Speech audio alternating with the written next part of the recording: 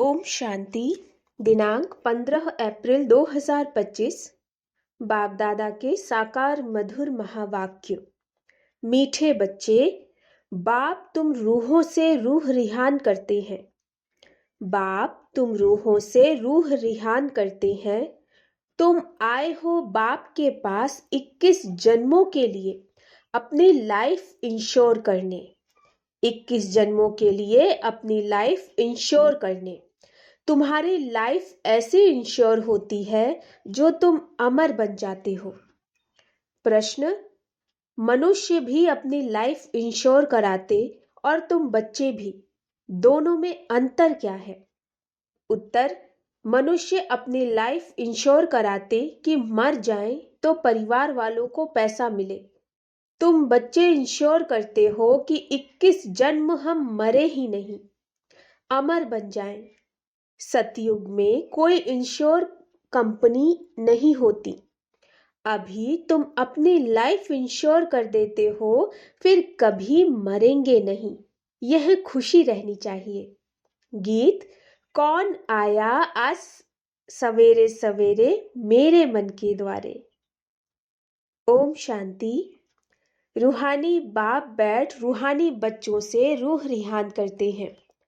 तुम बच्चे जानते हो, बाप हमको अभी 21 जन्म तो क्या 40-50 जन्मों लिए इंश्योर कर रहे हैं। वो लोग इंश्योर करते हैं कि मर जाएं तो उनके परिवार को पैसा मिले। तुम इंश्योर करते हो 21 जन्मों के लिए मरे ही नहीं, अमर बनाते हैं ना। तुम अमर थे। मूल वतन भी अमर लोक है। मूल वतन भी अमर लोक है। वहां मरने जीने की बात नहीं रहती। वो है आत्माओं का निवास स्थान। अब यह रूह रिहान बाप अपने बच्चों से करते हैं और कोई से नहीं करते। जो रूह अपने को जानती है उनसे ही बात करते हैं। बाकी और कोई बाप की भाषा को समझेंगे नहीं। प्रदर्शनी में इतने आते हैं, तुम्हारी भाषा को समझते हैं क्या? कोई मुश्किल थोड़ा समझते हैं। तुमको भी समझाते समझाते कितने वर्ष हुए हैं, तो भी कितने थोड़े समझते है। भी सेकंड में समझने की बात। हम आत्माएं जो पावन थीं, वही पतित बनी। फिर पावन बनना है हमको। उसके लिए स्वीट फादर को याद करना है। उनसे स्वीट और कोई चीज होती नहीं। इस याद करने में ही माया के विघ्न पड़ते हैं। यह भी जानते हो, बाबा हमको अमर बनाने आए हैं। पुरुषार्थ कर अमर बन, अमरपुरी का मालिक बनना है। अमर तो सब बनेंगे। सतयुग को कहा ही जाता है अमर लोक। यह है मृत्यु लोक। यह अमर कथा है। ऐसे नहीं कि सिर्फ शंकर ने पार्वती को अमर कथा सुनाई। वह तो सब है भक्ति मार्ग की बातें। तुम बच्चे सिर्फ मुझ एक से ही सुनो। माँ में कम याद करो। ज्ञान मैं ही दे सकता हूँ। ड्रामा प्लान अनुसार सारी दुनिया तमो प्रधान बनी। अमरपुरी में राज्य करना, उसको ही अमर पद कहा जाता है। वहां इंश्योर कंपनी आदि होती नहीं। अभी तुम्हारी लाइफ इंश्योर कर रहे हैं। तुम कभी मरेंगे नहीं। यह बुद्धि में खुशी रहनी चाहिए। हम अमरपुरी के मालिक बनते हैं तो अमरपुरी को याद करना पड़े। क्या मूल वतन ही जाना होता है? वाया मूल वतन ही जाना होता है। यह भी मन मनाभव हो जाता। मूल वतन है मन मनाभव। अमरपुरी है मध्याजी भव। मूल वतन है मन मनाभव। अमरपुरी है मध्याजी भव।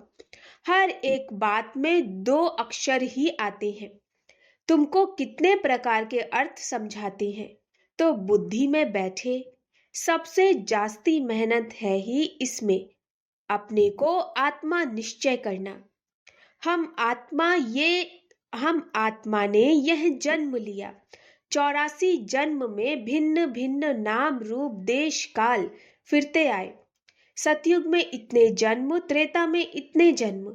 यह भी बहुत बच्चे भूल जाते हैं। मुख्य बात है अपने को आत्मा समझ स्वीट बाप को याद करना। उठते बैठते यह बुद्धि में रहने से खुशी रहेगी। फिर से बाबा आया हुआ है, जिसको हम आधा कल्प याद करते थे कि आओ आकर पावन बनाओ। पावन रहते हैं मूल वतन में और अमरपुरी सतयुग में। भक्ति में मनुष्य पुरुषार्थ करते हैं मुक्ति में व कृष्णपुरी में जाने लिए। मुक्ति कहो अथवा निर्वाण धाम कहो, वानप्रस्थ अक्षर करेक्ट है।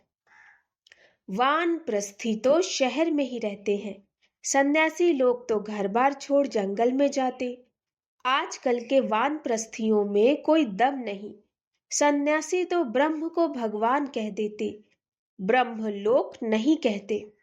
अभी तुम बच्चे जानते हो पुनर्जन्म तो किसका भी बंद नहीं होता। अपना अपना पार्ट सब बजाते हैं। आवागमन से कभी छूटना नहीं है। इस समय करोड़ों मनुष्य हैं और भी आते रहेंगे, पुनर्जन्म लेते रहेंगे। फिर फर्स्ट फ्लोर खाली होगा।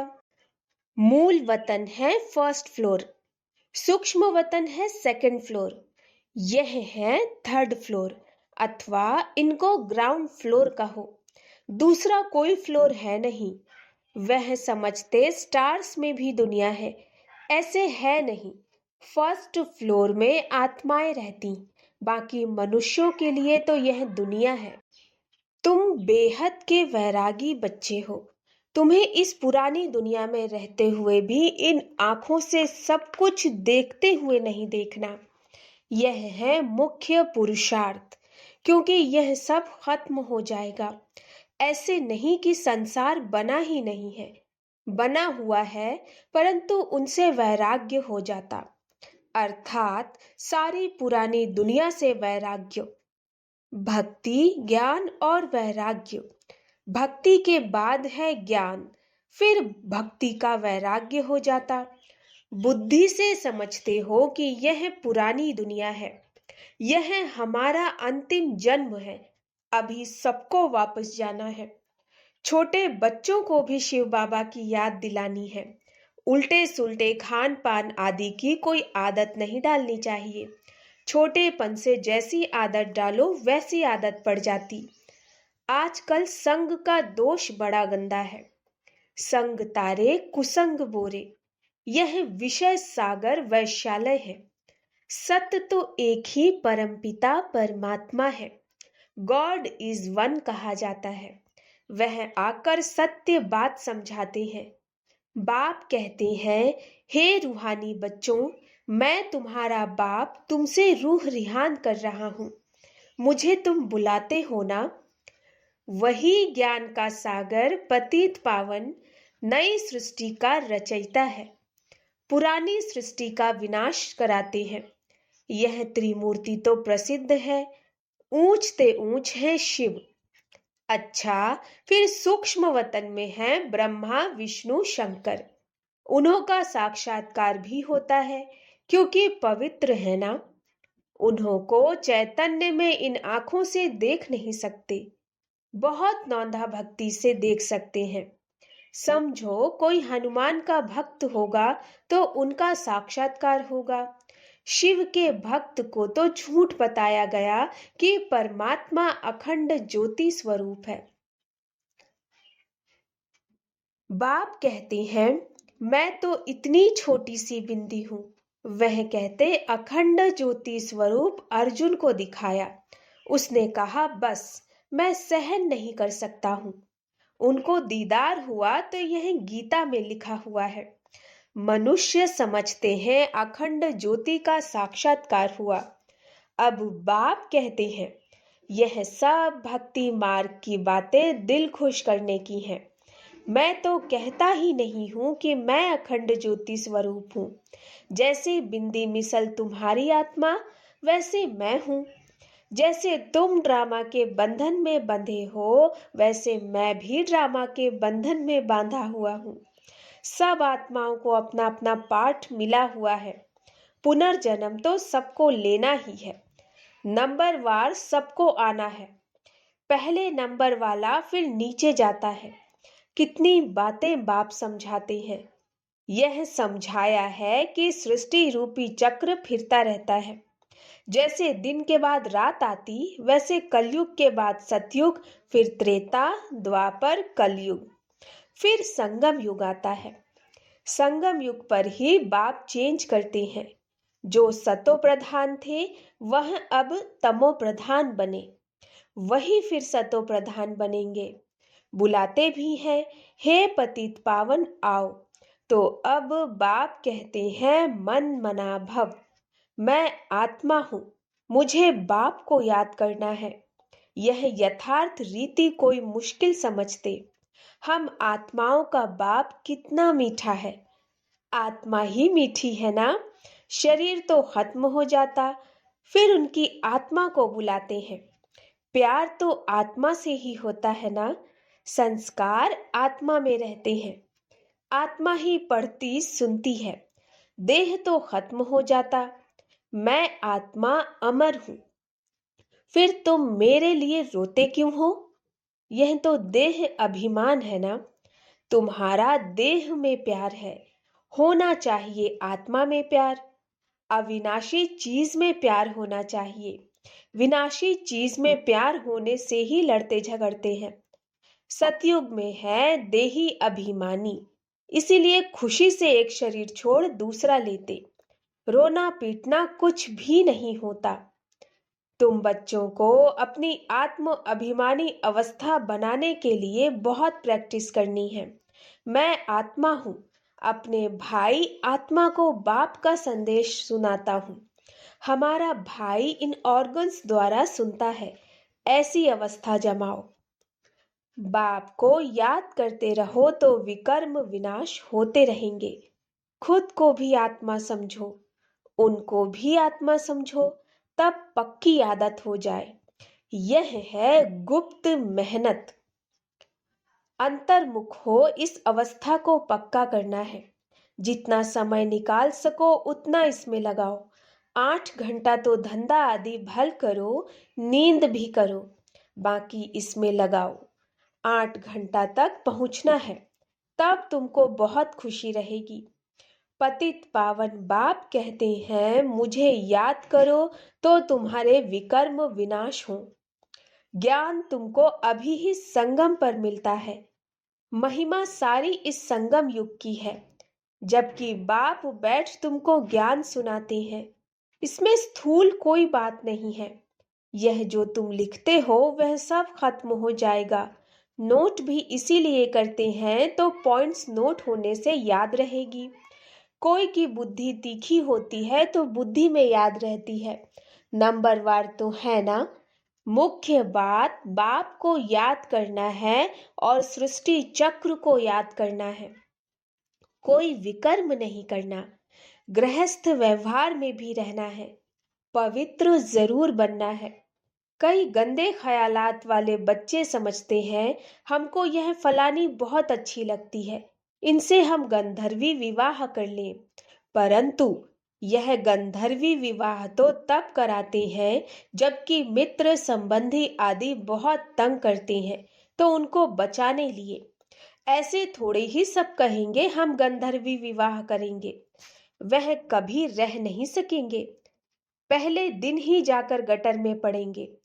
नाम रूप में दिल लग जाती। यह तो बड़ी खराब बात है। गंधर्वी विवाह करना कोई मासी का घर नहीं। 1-2 से दिल लगी तो कह देते गंधर्वी विवाह करें। इसमें संबंधियों को बड़ा खबरदार रहना चाहिए। समझना चाहिए यह बच्चे काम के नहीं। जिससे दिल लगी है उससे हटा देना चाहिए, नहीं तो बातें करते रहेंगे। इस सभा में बड़ी खबरदारी से बैठना है। इस सभा में बड़ी खबरदारी रखनी होती। आगे चल बड़े कायदेशीर सभा चलेगी। ऐसे ऐसे ख्यालात वाले को आने नहीं देंगे। जो बच्चे रूहानी सर्विस पर तत्पर हैं, जो योग में रहकर सर्विस करते हैं, वही सतयुगी राजधानी स्थापन करने में मददगार बनते हैं। सर्विसेबल बच्चों को बाप का डायरेक्शन है, आराम हराम है। जो बहुत सर्विस करते वह जरूर राजा रानी बनेंगे। जो जो जो मेहनत करते, आप सामान बनाते, उनमें ताकत भी रहती है। स्थापना तो ड्रामा अनुसार होनी ही है। अच्छी रीति सब पॉइंट्स धारण कर फिर सर्विस में लग जाना चाहिए। आराम भी हराम है। सर्विस ही सर्विस, तब ऊंच पद पाएंगे। बादल आए और रिफ्रेश होकर गए सर्विस पर। सर्विस तो तुम्हारी बहुत निकलेगी। किस्म किस्म के चित्र निकलेंगे जो मनुष्य झट समझ जाएं। यह चित्र आदि भी इम्प्रूव होते जाएंगे। इसमें भी जो हमारे ब्राह्मण कुल के होंगे वह अच्छी रीति समझेंगे। समझाने वाले भी अच्छे हैं तो कुछ समझेंगे। जो अच्छी रीति धारणा करते, बाप को याद करते, उनके चेहरे से ही मालूम पड़ जाता है। बाबा, हम तो आपसे पूरा वर्षा लेंगे, तो उनके अंदर खुशी के ढोल बजते रहेंगे। सर्विस का बहुत शौक होगा। रिफ्रेश हुए और यह भागे। सर्विस के लिए हर एक सेंटर से बहुत तैयार होने चाहिए। तुम्हारी सर्विस तो बहुत फैलती जाएगी। तुम्हारे साथ मिलते जाएंगे। आखिरीन एक दिन सन्यासी भी आएंगे। अभी तो उन्हों की राजाई है। उन्हों के पैरों पर पड़ते हैं, पूजते हैं। बाप कहते हैं यह भूत पूजा है। मेरे तो पैर ही नहीं, इसीलिए पूजने भी नहीं देंगे। मैंने तो यह तन लोन लिया, इसीलिए इनको भाग्यशाली रथ कहा जाता है। इस समय तुम बच्चे बहुत सौभाग्यशाली हो, क्योंकि तुम यहाँ ईश्वरीय संतान हो। गायन भी है, आत्माएं परमात्मा अलग रहे बहुकाल। तो जो बहुत काल से अलग रहे हैं वही आते हैं, उनको ही आकर पढ़ाता हूँ। श्री कृष्ण का यह अंतिम जन्म है, इसलिए नाम भी इस एक का श्याम सुंदर पड़ा है। शिव का तो किसी को पता ही नहीं कि क्या चीज है। यह बात बाप ही आकर समझाते हैं। मैं हूँ परम आत्मा, परम धाम में रहने वाला हूँ। तुम भी वहां के रहने वाले हो। मैं सुप्रीम पतित पावन हूँ। तुम अभी ईश्वरीय बुद्धि वाले बने हो। ईश्वर की बुद्धि में जो ज्ञान है वह तुमको सुना रहे हैं। सतयुग में भक्ति की बात नहीं होती। यह ज्ञान तुमको अभी मिल रहा है। अच्छा, मीठे मीठे सिकिलधे बच्चों प्रति मात पिता बाप दादा का याद प्यार और गुड मॉर्निंग। रूहानी बाप की रूहानी बच्चों को नमस्ते। हम रूहानी बच्चों की रूहानी मात पिता बाप दादा को नमस्ते नमस्ते नमस्ते। गुड मॉर्निंग बाबा। धारणा के लिए मुख्य सार, अंतर्मुखी होकर अपनी अवस्था को जमाना है। अभ्यास करना है मैं आत्मा हूँ। अपने भाई आत्मा को बाप का संदेश देता हूँ। ऐसा आत्म अभिमानी बनने में ही गुप्त मेहनत करनी है। दूसरा, रूहानी सर्विस का शौक रखना है। आप सामान बनाने की मेहनत करनी है। संग का दोष बड़ा गंदा है, उससे अपने को संभालना है। उल्टे खान पान की आदत नहीं डालनी है। वरदान, विश्व कल्याण के कार्य में सदा बिजी रहने वाले विश्व के आधार मूर्त भव। विश्व कल्याण के कार्य में सदा बिजी रहने वाले विश्व के आधार मूर्त भव। विश्व कल्याणकारी बच्चे स्वप्न में भी फ्री नहीं रह सकते। जो दिन रात सेवा में बिजी रहते, उन्हें स्वप्न में भी कई नई नई बातें, सेवा के प्लान व तरीके दिखाई देते हैं। वे सेवा में बिजी होने कारण अपने पुरुषार्थ के व्यर्थ से और औरों के भी व्यर्थ से बचे रहते हैं। उनके सामने बेहद विश्व की आत्माएं सदा इमर्ज रहती हैं। उन्हें जरा भी अलबेलापन आ नहीं सकता। ऐसे सेवाधारी बच्चों को आधार मूर्त बनने का वरदान प्राप्त हो जाता है। स्लोगन, संगम युग का एक एक सेकंड वर्षों के समान है, इसलिए अलबेलेपन में समय नहीं गवाओ। संगम युग का एक एक सेकंड वर्षों के समान है, इसलिए अलबेलेपन में समय नहीं गंवाऊं। अव्यक्त इशारे कंबाइंड रूप की स्मृति से सदा विजयी बनो, जिसके साथ स्वयं सर्वशक्तिमान बाप कंबाइंड है। सर्व शक्तियां स्वतः उसके साथ होंगी।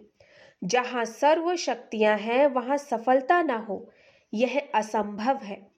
कोई अच्छा साथी लौकिक में भी मिल जाता तो उसको छोड़ नहीं सकते। ये तो अविनाशी साथी है, कभी धोखा देने वाला साथी नहीं है, सदा ही साथ निभाने वाला साथी है। तो सदा साथ साथ रहो। अच्छा, ओम शांति।